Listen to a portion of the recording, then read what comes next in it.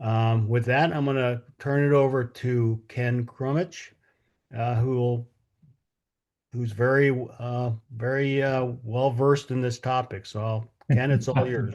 Well, thanks for the setup there, Ed. So, again, my name's Ken Crumrick. My background is that I have an engineering degree, but spent most of my career in business. And I was able to move through all the functions in business and had the opportunity to run several small businesses. Um, so, I'm going to go ahead and get started with what the outline is for this webinar. The first thing we're going to cover is what my goals are for you in this webinar. I hope I accomplish this for you. The second thing I'm going to cover is a little bit of background here, a couple of quick facts around employee retention. I'm going to cover some common mistakes, most of which I have made.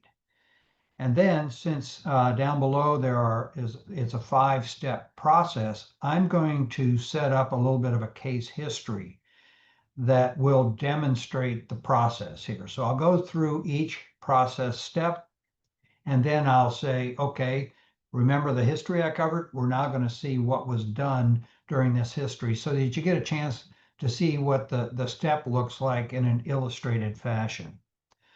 I will be asking questions as we go through this.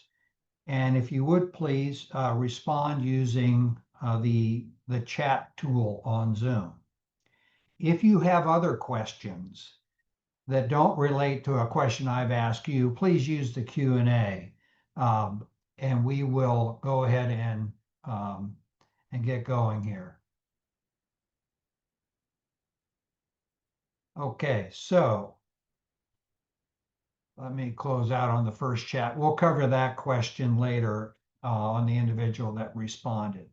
Okay, before I go on, I'll tell you that we are going to go ahead and make these slides available, but also we're going to make them available in the notes form. And I'm doing that because many of these slides are very busy.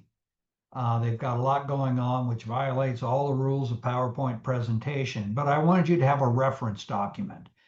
And the reference document will include the slides plus the notes, my talking notes. So hopefully what this allows is that you have the opportunity to listen and absorb and spend maybe a little less time scribbling notes if that's your normal way of attending these webinars. Okay, so let's get started. What are my goals for you? The first one is I want you to realize that succession planning truly is strategic in nature. The second point is that planning is essential. Sometimes you don't have all the time in the world because it pops up on you pretty quick, but you can still go through the process I'm talking about in a shortened form to clear up your thinking relative to the criteria you're going to use for hiring a candidate, interview questions, and how you select the final candidate. I'm going to walk you through a process and I'm going to encourage you to apply it. Because in doing so, I found later in my career that it kind of stopped me from making the stupid mistakes I had made before. But it also builds a good logic and reasoning around why it is you are picking the candidate of the number of candidates you've interviewed. So I'm going to start with the first question here. The first question for you all is, why am I saying that succession planning is strategic in nature? And as I said earlier, would you please use the chat function to give me your responses? I'll give everybody a little bit of time to respond. And of course, if there's nobody responding, well then, I'll go ahead and give you my thoughts on the question.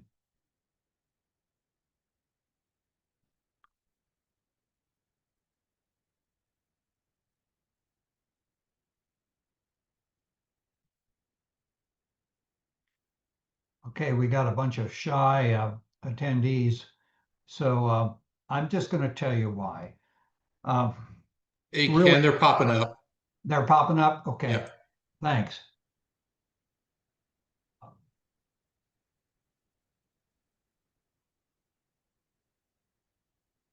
Okay, let me scan through these.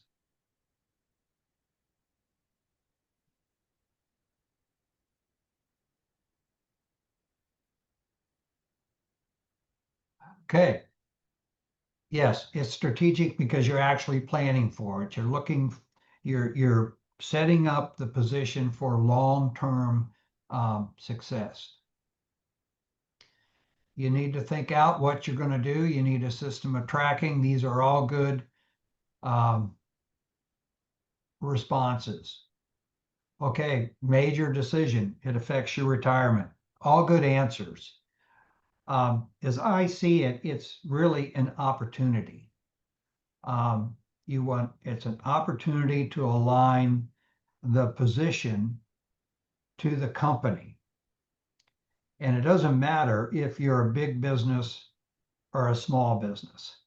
If you're a small business and you are replacing yourself, well, you need to be sure that the business actually survives and thrives with your successor, particularly if you finance the business. Otherwise, you're not going to get paid back. So it actually provides also for promotable candidates. And so there's a number of reasons why it factors into your long-term thinking. Okay, this may be a little bit of a new way of looking at succession planning because frequently people just, dust off a position statement, tweak it a little bit, and find a warm body. It's a huge opportunity missed if you don't think of it in a more long-term fashion. Okay, so what are some of the statistics? Well, in 2024, according to the U.S. Bureau of Labor Statistics, the turnover rate across all industries was a whopping 41%. Now, clearly, it's higher in some industries than it is in others. And this 41% covers all reasons for why people leave. It includes retirements, it includes any disciplinary action in terms of firings, it includes downsizing, it includes people just quitting. But in all cases, it's important because retaining employees, good employees, is really important, and having succession plans in place are key. Now, most companies target a whole lot less. And anecdotally, I'm seeing and hearing that the market is becoming more of an employer's market than an employee's market. So employees are getting a little bit less confident about job hopping. I'm hearing that for small business owners, that their children are maybe second guessing whether or not they want to go out into the business world, and maybe they're going to come and join mom or dad's business. Well, if you're the owner and you think they're a potential successor, well, you might want to do a little bit of succession planning. Succession planning is also for small businesses one of the options for exiting. There's several other options for exiting, and I mentor business owners that are going through that process. But this one is always a very interesting one for them in terms of thinking of someone internally or hiring someone from the outside that could take over their business at some point in the future. Okay. Let's talk about common mistakes.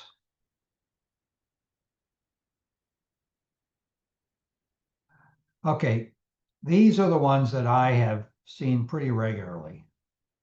The first one stems from the hiring authority just not paying attention, just not having the knowledge. And it's, a poor understanding of what the goals are for the position, what the goals are for the business, and what the goals are at a higher level if you're part of a bigger company. And really how the position contributes to the successful, achievement that the position exists for, plus any other spillover goals that come back from the business and the company.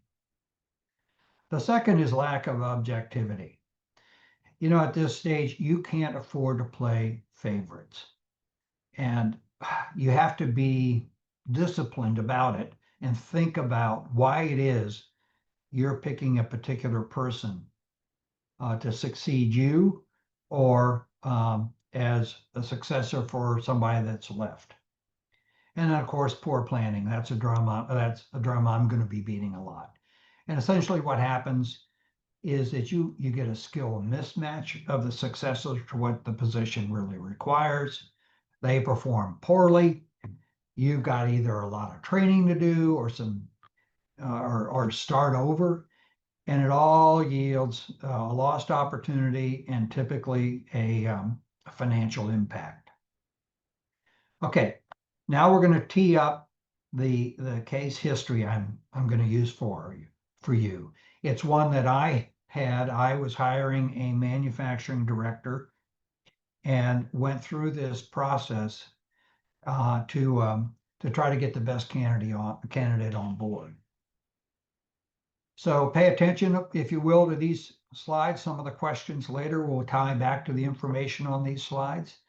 So again, I was hiring a manufacturing director. The position was reporting to me. I was the president of the company.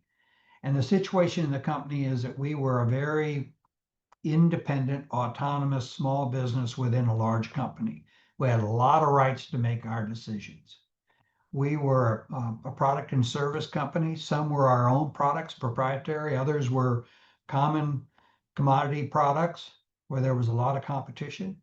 We did a lot of different services. We did design, we did manufacturing, we did on-site installation across multiple markets, but we were limited to geography in our sense that we were only in North America. Now, the condition of the company was that it was a turnaround. We had already done a bunch of major restructuring. We had just introduced a new product and had a couple of sales for it, but had others in the pipeline. We had just done one project outside of North America, which was really an eye-opening experience. And we were at break even on our financials. And at this point, we were saying, okay, the patient's in pretty good shape. How do we grow it from here? And we saw opportunities that could potentially double the sales. Now, the other company condition that we had was that we worked for the larger company that encouraged us to promote from within. But if that wasn't possible, we wanted to hire people that could grow into bigger roles. So succession planning was pretty high on our list of desires because it built the business long term. Okay, so let's look at what we had currently. As I said, I was a manufacturing director, reported to me. We had current measures in place for the individual that was in this position. This individual was responsible for good quality, on-time delivery, cost control, effective people management. And the individual that we had in the position, he was great at quality and had very strong technical skills, but our delivery performance was really not so good. There was poor people management, which typically led to a lot of cost control issues. We had a timing that we were going to fill this position in 3 months. Now, as a side note, we were going to keep the existing manufacturing director, but move him over into a quality and technology role that fit better with our strategy. So we were hiring essentially a new manufacturing leader that had to cover all the metrics we had in place. And then finally, I knew that I was going to be leaving the company in sort of 1 to 2 years. So from a succession point of view, I wanted to hire somebody who would take my place in the future.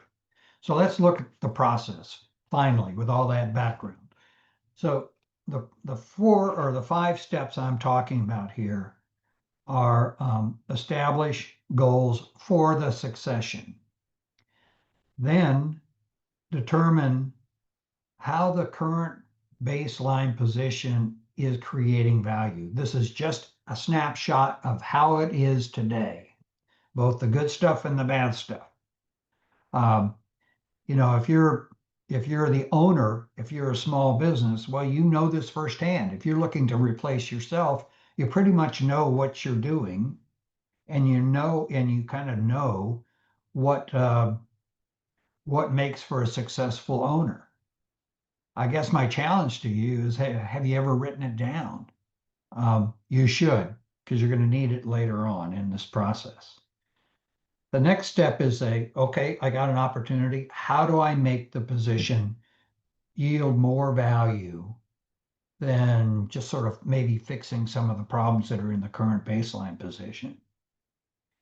And then how does this all translate? This step 2 and 3 translate into what it is that you're looking for in a candidate. So along the way, we're going to sort of pop questions and ask questions about what skills are we looking for in a candidate. That when it comes to doing the interviewing, we're really searching for these skills to yield the value we're talking about above. Now,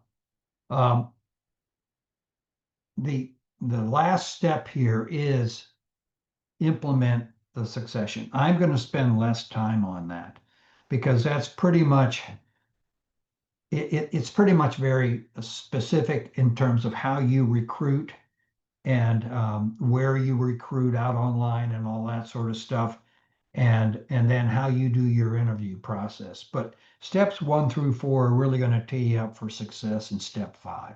Hey, Ken, Yeah. you have a question from Amy. What do you mean by enhance the position value? Okay. Well, Amy, if you can sit tight for just a second, I'm going to dive into that in detail. There's more slides on that in this deck than any other subject.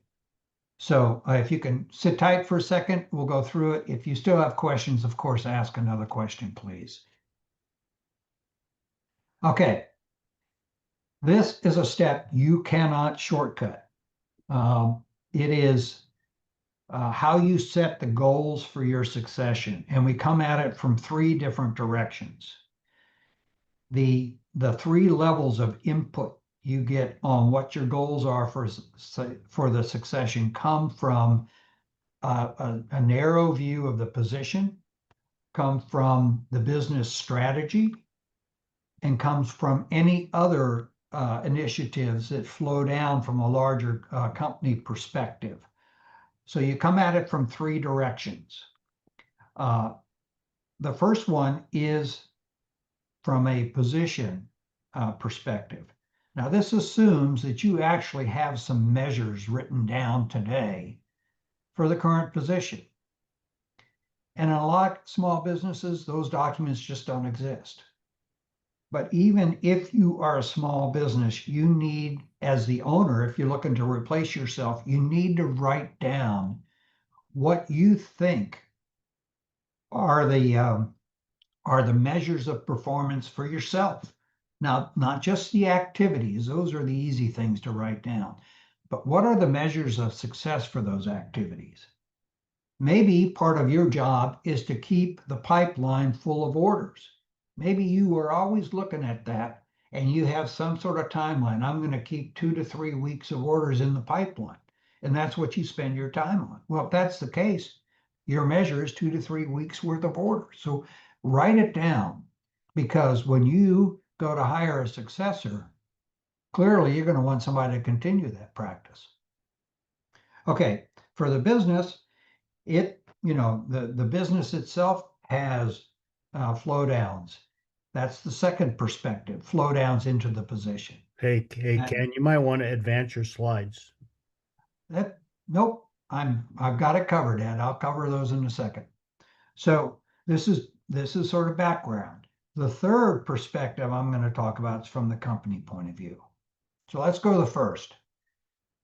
What you're trying to do on this step is assess what the current status is of the measures that you have in place. How well are they being met?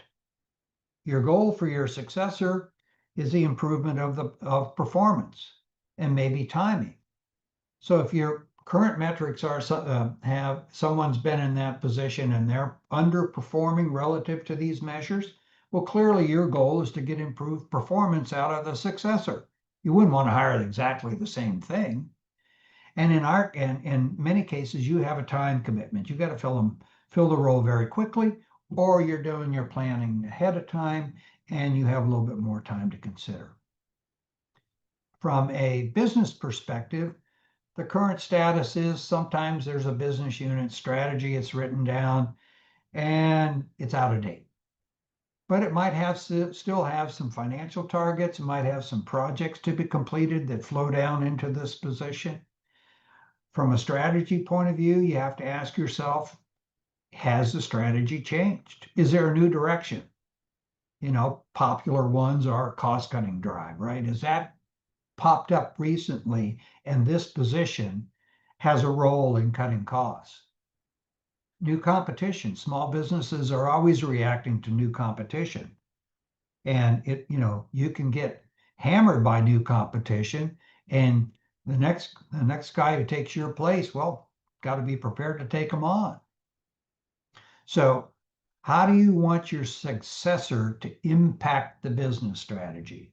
So now you got two layers of input here, just from snapshot of the position and a flow down from the business. And then finally, corporate and cultural initiatives here. You have a current status, might be promote from within, might be other initiatives that you want to layer on to your position. Now, if you're a small business owner, as I said,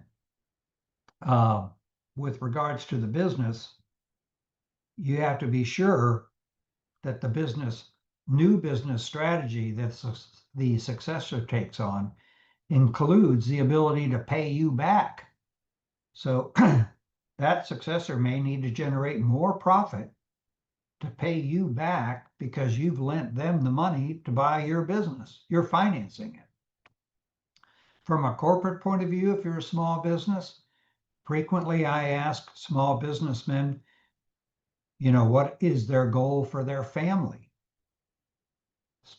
Frequently the small businesses want to provide for their family. Well, that's a flow down on to whoever you're selling the business to.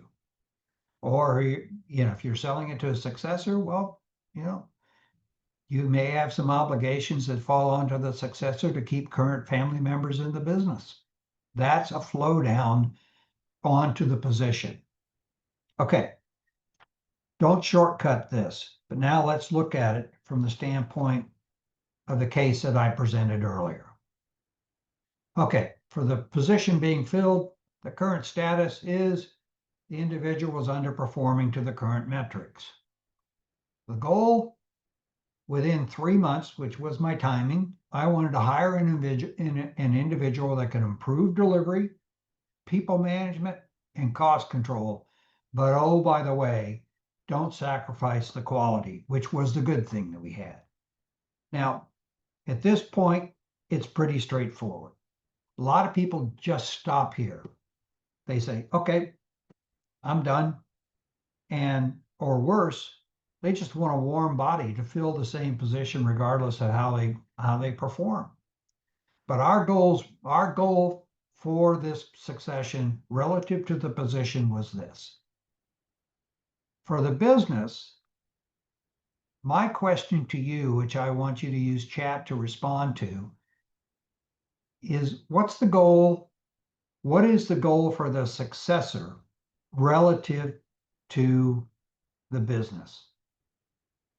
And the question I've got for you is, how has the strategy changed in my case?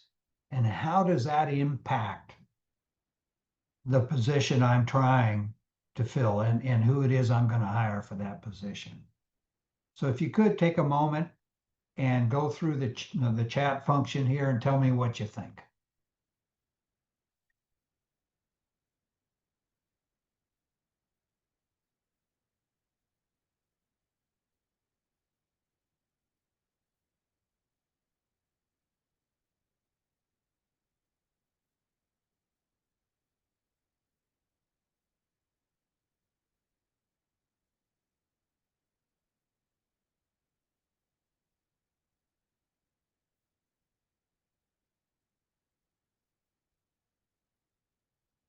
John, Ed, are you seeing anything? Yeah, they're starting to pop up. Okay.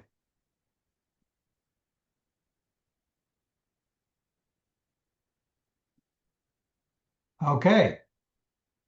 Several responses here.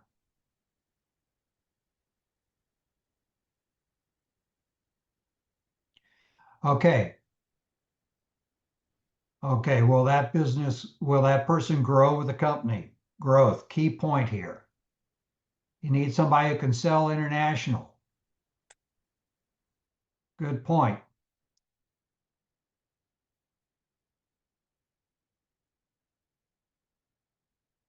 The next question, the next point was, are you going to cover how to sell a business in different ways and opportunities? In this presentation, I am not going to cover that topic. That topic I cover when I mentor clients on their 3 to 4 ways of exiting. One is clearly selling a business. The other is transferring it to a successor who is in the business, which we are covering here. And third is liquidation and so forth. I do that on a one-on-one mentoring basis and be glad to help you.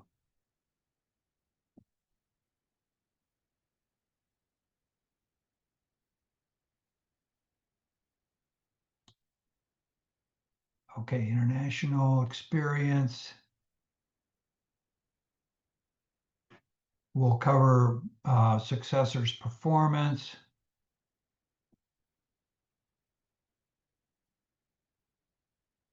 Okay, the last person responded relative to their business, which is a good response. I won't review it right now, though. Okay, the answer relative to the case was, my goal was, I wanted to hire an individual who could think strategically, long term, but particularly since the strategy of the business had changed, we were now out of the turnaround mode and more in the go forward grow mode. I needed somebody who could actually think in terms of growing the company.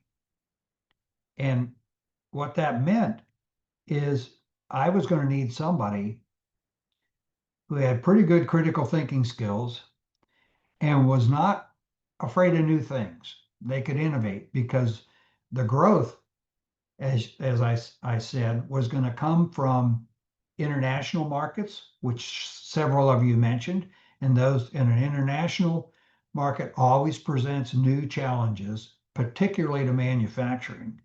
And the second is we're bringing new products in, which most manufacturing people hate because it really disrupts the process. I got to make something new. I needed somebody that could get on board for that.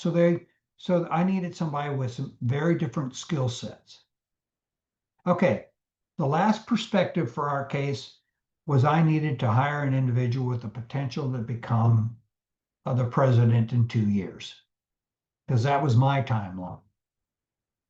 So you can see here that there are goals that flow back onto the position from the business and from a higher level. And that plus what I wanted to do in terms of fixing the current performance in the basic job accumulates to my goals for hiring. Okay, so now we're going to go to step 2. And step 2 takes a step back, if you will, and just looks at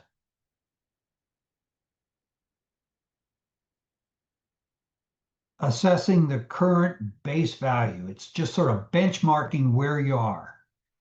So when you assess the current value being created or not achieved by the individual in the position or the individual that just left, you want to do it relative to the metrics that you had set up before. And this is a little bit vague here, but I'll illustrate it. And you're basically asking is how is or was the individual in the position meeting the position metrics only? Good metrics are positive value, poor metrics are negative value. And then I'm going to challenge you to try to put some meat on the bones, to do some math around what is the cost of what's the value of good performance and what's the value of bad performance. Okay, I'll show you more in a moment. But the minute you get done with this exercise, you have to ask yourself, so what skills am I really looking for in the base value here? If I'm going to fix the poor metrics, what's that translate to? And the reason I'm really, focusing on that is that this just builds up to where at the end of the day, what you have is a skills list that says, if I want the successor to achieve these goals, I have to hire somebody that has this. Or since that's frequently an ideal situation, no one candidate meets them all, I have to have a candidate that at least fits the most important ones that are on this list. And I'll train, fix, and create training that'll help them on the others. So I want you to end up with that at the end of the day. Okay, so let's look at what it meant in terms of our case. How well was the existing manufacturing director meeting the position metrics? What was the positive value and the negative value? Well, as I said, I'm going to ask you to do an economic assessment, but we'll walk through that. So the positive value was the individual in there had good quality, which translated to very low scrap rate. We weren't throwing out product because it didn't meet the specs at the end of the day. And that meant a lot. I mean, that meant some really good things. Customers kept us on the bid list. That's a good thing. And we had low waste cost. That was a good thing too. But I'll tell you, we had a bunch of negatives here. Delivery. Our customers rank that as a very high priority, particularly when it came to the commodity products, because we had a lot of competition. And we figured out that because we were not meeting the delivery, we were losing about 5% of our sales. That was a big nut to crack in this hiring process. Also, cost control. We were missing our estimated costs by 15%. And what that meant was that instead of our margin, being 30% or being 33%, it was 10% lower. So we were missing out on 3% profitability, which also was a pretty big nut. Now I'm going to convert this all to financials when we get to the next step. And I think it was Amy asked, what is enhanced value? Well, we're going there now. We're going to talk about what this step 3 is, and we'll pound through the numbers here. So stay with me here if you would. I got a lot to cover on this particular topic, but we'll see whether or not we can't do it efficiently. Okay. So here we are to assess the enhanced potential. This is where you really end up with what the math is for justifying why it is you're going to hire somebody other than just a warm body, okay? So the added value, the enhanced value, assuming that you are just dealing with the existing organizational structure, the enhanced value comes from 2 sources. From adding value within the existing position metrics, you hire a successor who can hold on to the good results and eliminate the bad results relative to the current metrics in the position. Then on top of that, you have further added value that flow down from these business goals and these company goals. And that all gets added up to yield what it's really worth to you to find the right candidate that checks all the boxes from the standpoint of the position and from the company. Now, before we go on, when you're doing this step, you have to continue to start identifying skills. You may need an entirely new skill set that the existing person that was or is in the job doesn't have, or it's an entirely new skill set that has flown from a change in strategy,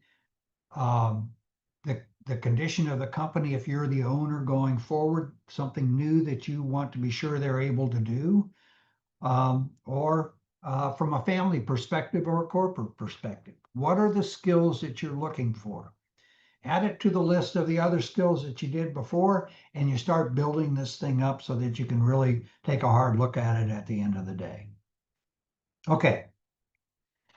Then, of course, the last step in assessing the enhanced value potential is to actually do evaluation. It might be guesswork, but never be afraid to actually put a number to it. Because at the end of the day, if the skill set you're looking to hire for is more expensive on the market, well, you might want to have a little bit of justification for whoever it is you're going to be talking to as to why it is you ought to pay that higher salary. Even if you're a small business, when a successor takes over, instead of paying yourself, you're going to be paying them. They've got to find money to put some skin in the game for you. So you're going to be doing some valuation. Okay. If you're doing it inside of a restructured organization and you take the opportunity when somebody leaves to redesign the organization, well, really you got to start from scratch because you have the opportunity to, make the role bigger. You can combine positions. You're going to come up with new metrics. But what you're going to do is follow the process of how it is you're enhancing the value, but in a different organizational structure.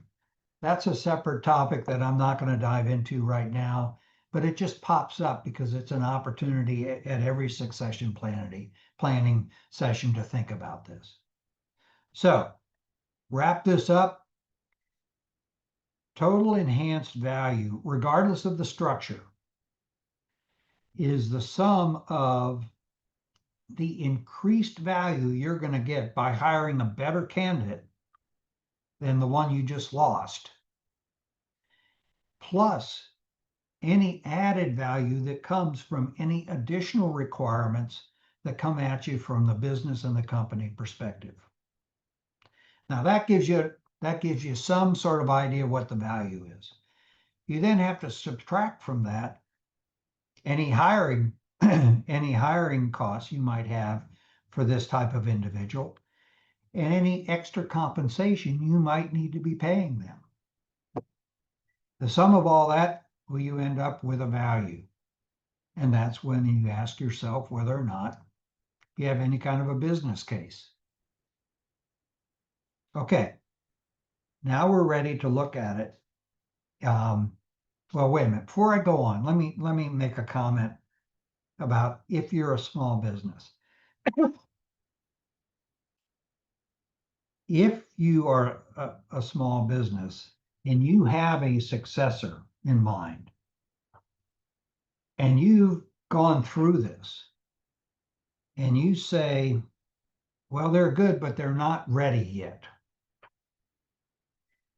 You have to ask yourself, well, am I going to begin training them so that they can take over?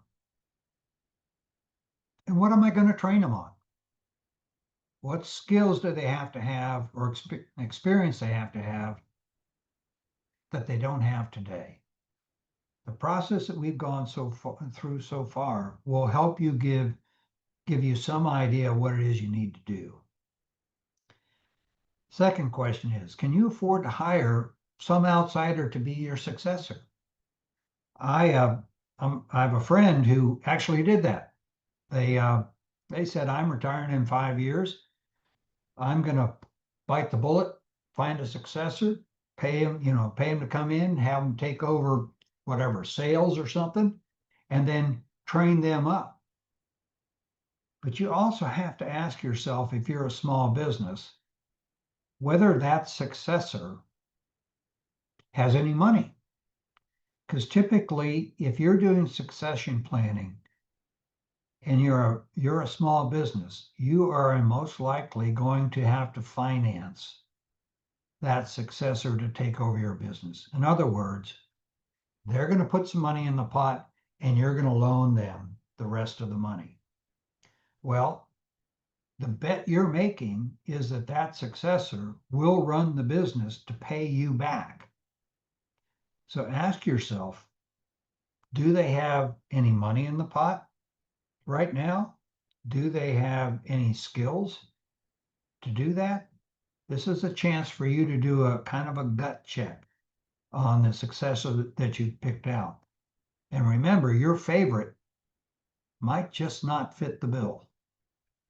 So, okay, let's move on and talk about the enhanced value potential in the case that I was confronted with. The organizational structure was remaining unchanged, except that we were moving the current manufacturing guy over. Our base value potential from step 2 was increased value of on-time performance and cost control. Those are the two things we could get our arms around economically. The additional value, as I said, business unit growth strategy, new products, new international customers and geographies. And then the enhanced value was we needed somebody that could potentially succeed myself if I moved on. So that's just a quick summary of a lot of the topics I've talked about so far. So here's another question for you. If you're looking at this list of value that you want to achieve in a successor, tell me, what skills do you think we need to have in place to get this enhanced value? This is your chance to say, okay, I need somebody that can do this. And a lot of you have sort of touched on that topic early on, but let's summarize here for a second and say, if we're going to write down the skills, what do we need? And this tees us up for the next slide. So if you would use the chat function, and we'll see what comes at us here.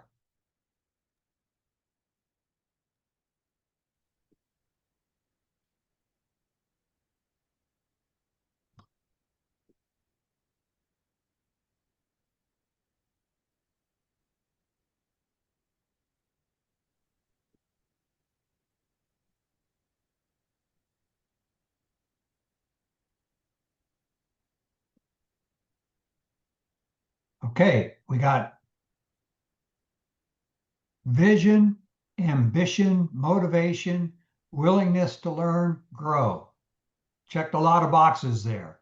Critical thinking, vision, experience, structure, organization. Okay. Need sales and marketing ability to communicate the mission, people skills, accounting skills, people skills, critical thinking. Wow. Checking a lot of boxes here. Okay. Great. Thanks for your interaction. Okay. So now, what I came up with on my own here when I was doing this is, since I want somebody with on-time performance, I kind of wanted somebody with a sense of urgency. You know, if a candidate shows up late for an interview, that's not really a good sign relative to their sense of urgency. There may be perfectly good reasons, but I mean, you need to somehow get at whether or not they feel the need to get things done in a timely fashion. Now, cost control was another one. And somebody mentioned this, some accounting background. If you're a small business, does your designated successor, really understand the books? Sometimes not. A lot of small owners sort of keep that stuff to themselves. But if you're going to put a successor in place, you just can't, put them out there or have them take over with one arm tied behind their back. And if you think you're going to use your longtime CPA to train them, you, the owner, have a better perspective of the economics than the CPA does. So you personally sort of need to take ownership on that point. Now, the skill set that I came up with was a high level one. It's like economic thinking, but really translated meant somebody who could follow cost and really dive in and say, okay, these costs are out of line. This is what we can do to fix it, that sort of thing. Okay. People management, clearly, from a base point of view, real important. The added value was I needed somebody who was not afraid to support the growth strategy. If it was new products, the manufacturing folks had to make the prototypes. They had to, figure out what was the best way to make it in the most cost-efficient fashion. So the individual had to be able to be adaptive. They had to not be in this box saying, this is what we do, you bring me something different, and it's a pain. They had to be aligned with the growth strategy. And none of the tactics around growth or international happened without manufacturing.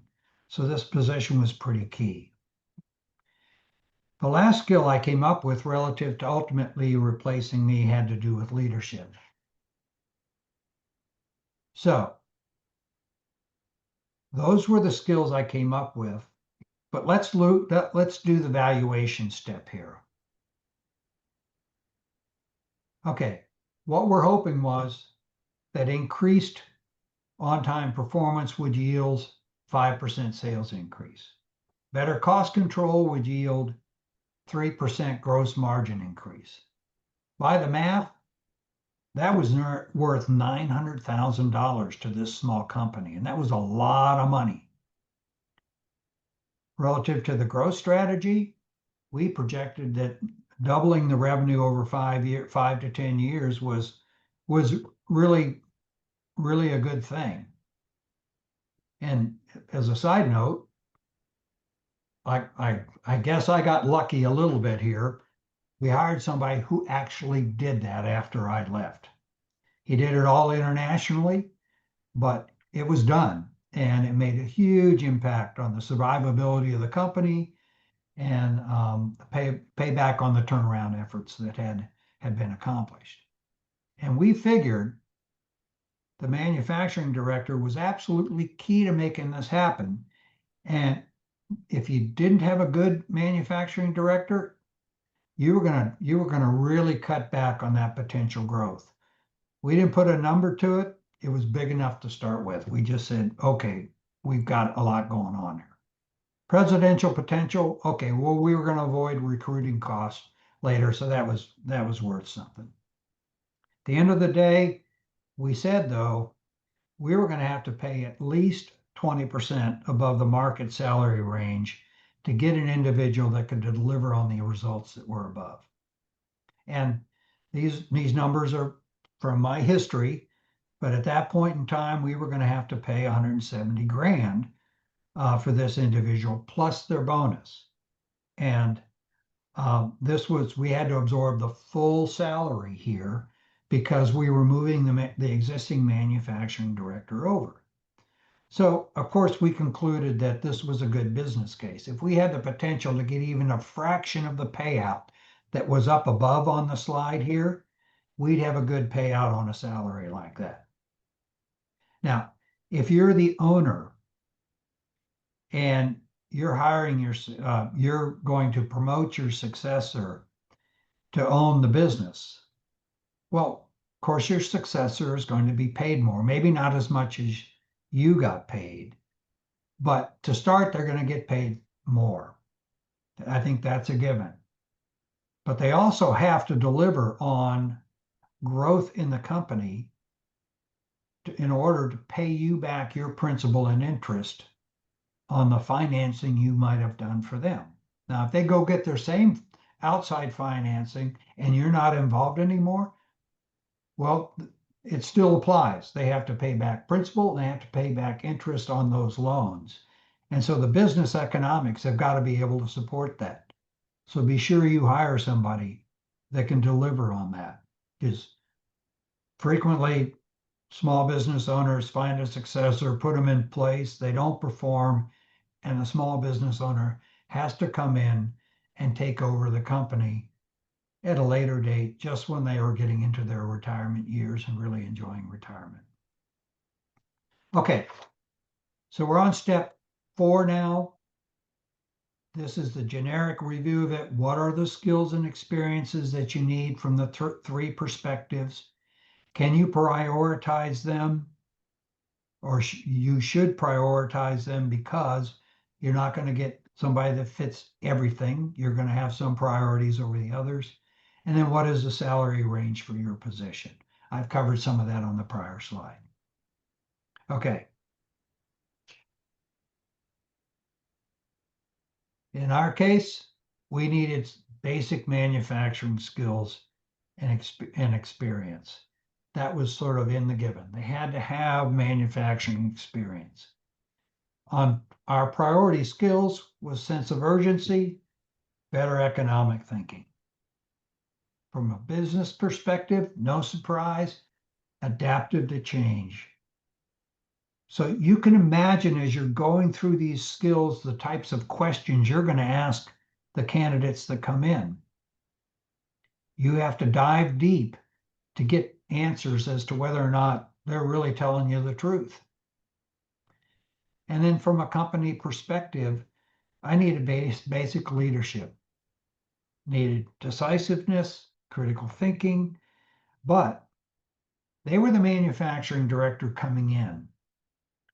I also had to be able to see signs where they influence the other functions of the company to do the right thing, not in a heavy-handed way, but I needed to see in any individual that they had actually used their influence in a positive way to get another department to do the right thing.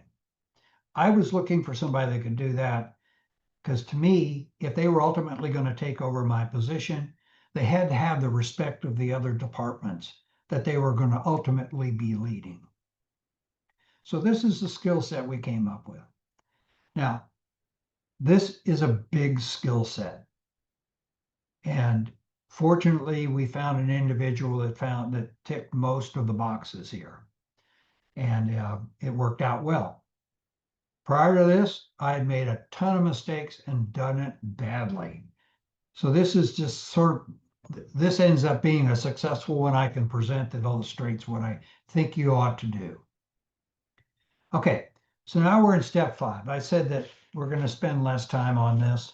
We're going to wrap up here pretty quickly here. So you now have to write a position description.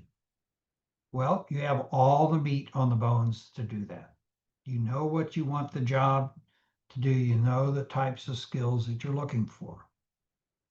I would encourage you to not be totally descriptive in your position description, because these days, with AI going to work on analyzing position descriptions and modifying resumes to fit the position description, well, you need to leave some things vague.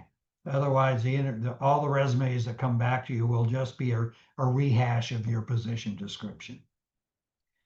Your interview questions. Come up with some really good open-ended interview questions that probe at the skills and the experience you're looking for, and probe at the statements that are in the resumes. Recruitment. You're gonna post this. You're gonna get a flood of resumes. And what I'd encourage you to do is not leave it to software to pick the resumes you're going to look for. This happens a lot in big companies. In smaller companies, you have to network a lot to find candidates that could be your successor. Now, you may have them in the organization already, which is good if they're trainable, because you're going to have to train them to move up the ladder to take over for you. But a lot of times in larger businesses, you get, are run by the numbers. The filtering criteria came up with these candidates for these reasons. Well, I would encourage you to get past the filters and go back and look at some of the base data, because a lot of times you're missing out candidates who are just not skilled enough to game the system. Okay, I think we got a question coming in.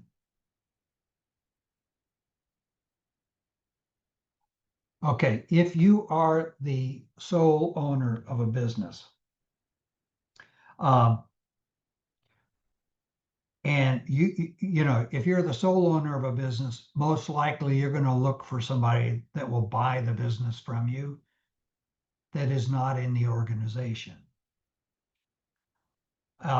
If you're going to finance their purchase of your business, you also want to be sure that whoever it is you're selling to meets your succession criteria. Otherwise, they're not going to have the ability to pay you off over time. Now, if they're going to borrow from somebody else and you get all your money up front, well, it's a separate topic here. But you're basically going to follow an exit plan that is that can either incorporate this or not, depending upon the type of buyer that you get, the money they have, their ability to get a loan, or if they're coming to you and asking you to loan you a portion of the money and finance the business for them. But if you're on the hook financing, you need to be sure they can actually deliver on paying you.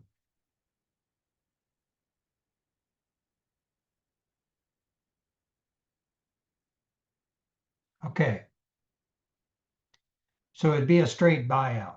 Well, if it's a straight buyout, where they're paying you all the money, I think this is Sam talking, then it is the example of where you're going to get all your money up front. I think that's what you're saying. And under those circumstances, there's a list of other things you need to be aware of that we can't cover here, but I'd be happy to talk to you about it. Okay. Eric, you said, how can someone be untrainable?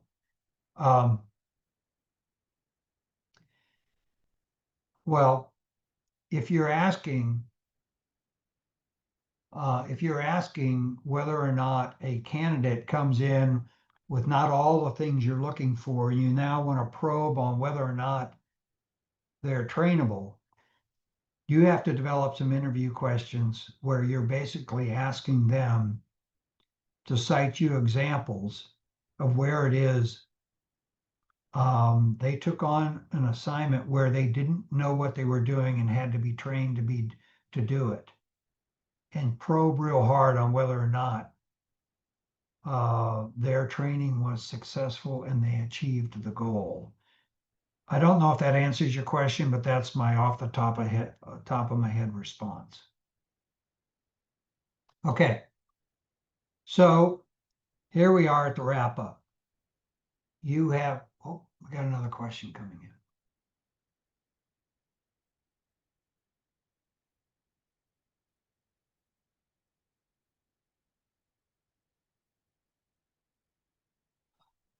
Okay, I may have missed it. However, would you recommend doing due diligence with a firm as a part of evaluation? Oh, if you're asking whether or not you're selling the business and whether or not you ought to do your own valuation of your business, the answer is absolutely yes. And there are ways of doing that. Expensive ways, but cheaper ways.